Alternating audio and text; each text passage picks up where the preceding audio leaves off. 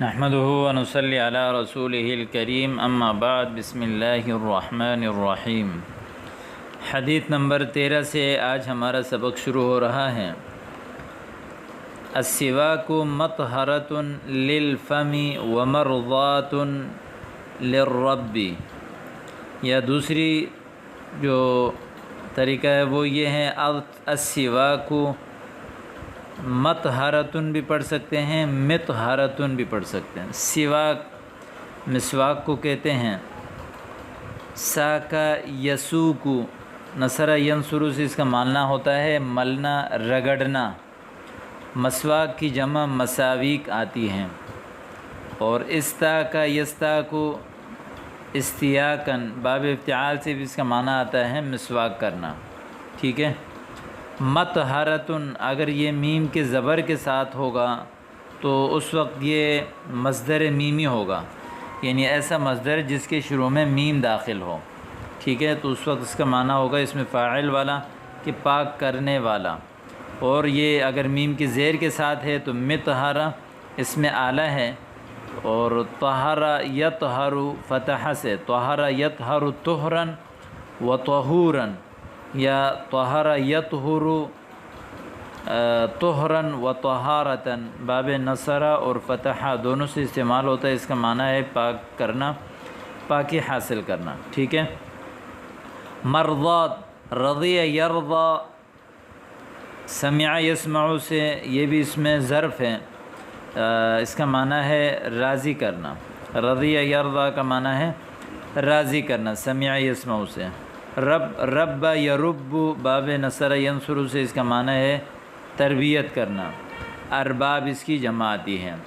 تو اب اس کا ترجمہ یہ ہے کہ السواک مطہرۃ للفم، مسواک منہ کو پاک کرنے والا ہے، ومرضات للرب اور رب کی رضامندی کا ذریعہ ہے۔ یا السواک مطہرۃ للفم، مسواک منہ کو پاک کرنے کا آلہ ہے اور رب کی رضامندی کا سبب ہے۔ یہ تھا اس کی جو ہے وہ ترجمہ۔ اس حدیث کے میں جو ہے وہ مسواک کی بڑی فضیلت بیان کی گئی ہے، کہ مسواک کے بارے میں ہمارے پیارے نبی صلی اللہ علیہ وسلم نے فرمایا کہ اگر میرے امت پر یعنی میرے امت پر مشکلات اور تکلیف کا خوف نہ ہوتا تو میں ہر نماز کی یعنی ہر وضو کے وقت میں ان کے اوپر مسواک کرنے کو فرض قرار دیتا۔ یعنی اس بات میں اندازہ لگائیں کہ میرے نبی چاہتے تھے کہ میں ان کو ہر نماز کے لیے وضو کرتے ہوئے مسواک کا حکم دوں، لیکن اس وجہ سے حکم نہیں دیا کہ تاکہ فرض نہ ہو جائے۔ لیکن پھر بھی مسواک سنت ہے، اور انتہائی اہم سنت ہے، اور اتنا اہم سنت ہے کہ مسواک سے پڑھی گئی نماز کا اجر اللہ پاک 70 گنا بڑھا کر دیتے ہیں۔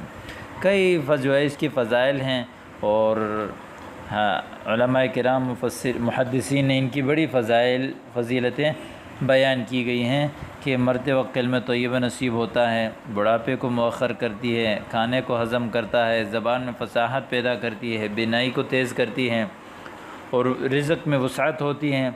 بہرحال یہ میرے نبی صلی اللہ علیہ وسلم کی سنت ہے، اور اس پر جو ہے انتہائی اہتمام کرنی چاہیے۔ اب آ جائیں اس کا جو ہے اس کی ترکیب۔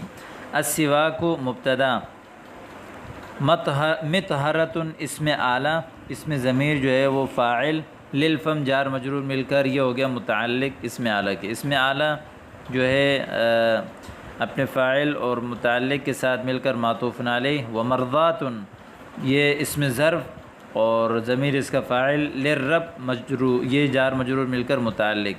اسم ظرف اپنے فاعل اور متعلق کے ساتھ مل کر معطوف علیہ سے مل کر السواک مبتدا کے لیے خبر، مبتدا اپنے خبر کے ساتھ مل کر جملہ اسمیہ خبریہ۔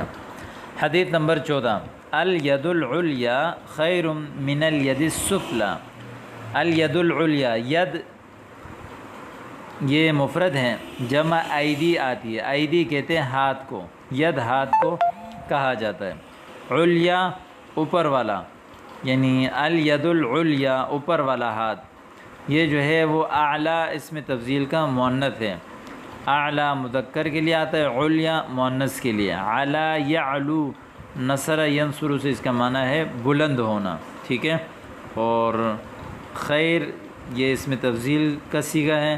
اور اگلا لفظ ہے اس میں السفلا، سفلا یسفلو یا سفلا یسفلو، اس کا معنی ہے پست ہونا. اور یہ اسفل کی مؤنث ہے سفلا، اس میں ضرب کا صیغہ ہے، یعنی اوپر والا ہاتھ نیچے والا ہاتھ سے بہتر ہے.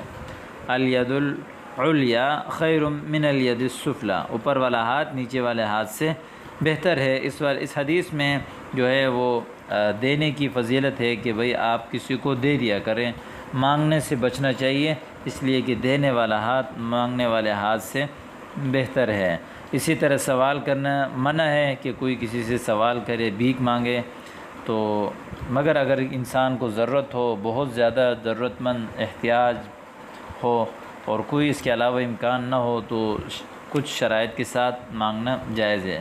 سب سے پہلے یہ ہے کہ زیادہ مبالغہ کے ساتھ سوال نہ کریں، اور دوسری بات یہ ہے کہ جس سے مانگ رہا ہو ان کو تکلیف نہ دیں، اور تیسری بات یہ ہے کہ سوال کرتے ہوئے اپنے آپ کو ذلیل اور رسوا نہ کریں.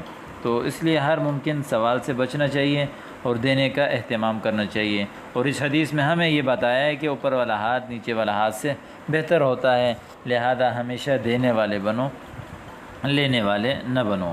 تو آگے اب اس کی جو ہے ترکیب دیکھیں. الید موصوف، العلیا اس کی صفت، موصوف صفت سے مل کر مبتدا، خیر اس میں تفضیل، ضمیر اس کا فاعل، من حرف جر، الید السفلا موصوف صفت مل کر مجرور، جار اپنے مجرور کے ساتھ مل کر خیر کے لیے متعلق، خیر صیغہ صفت اپنے فاعل اور متعلق کے ساتھ مل کر یہ ہو گیا خبر، مبتدا اپنے خبر کے ساتھ مل کر یہ ہو گیا جملہ اسمیہ خبریہ.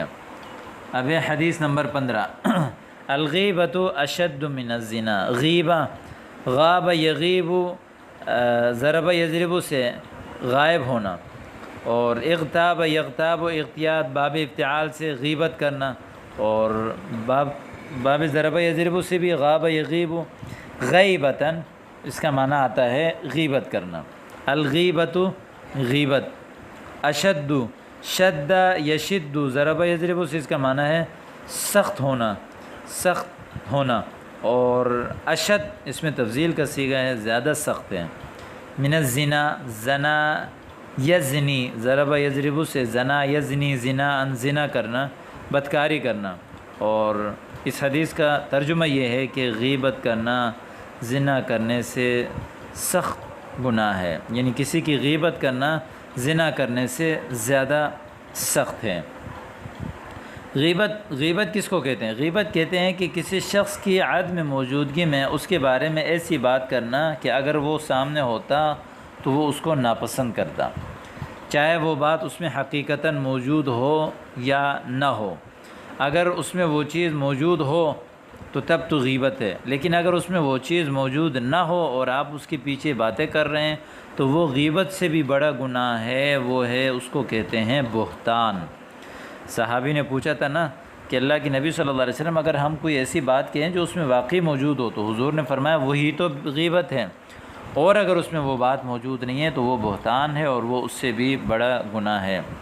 تو ایک تو حدیث میں زنا سے زیادہ بدترین گناہ قرار دیا. اس کی وجہ یہ ہے کہ زنا کو تو انسان گناہ سمجھتا ہے، تو جو چیز کو گناہ سمجھتا ہے تو اس سے انسان ایک دن اس سے توبہ کر لیتا ہے، تو جبکہ غیبت کو گناہ نہیں سمجھتا. دوسری وجہ یہ ہے کہ غیبت حقوق العباد میں سے ہے، زنا حقوق اللہ میں سے ہے، تو اس وجہ سے جو ہے وہ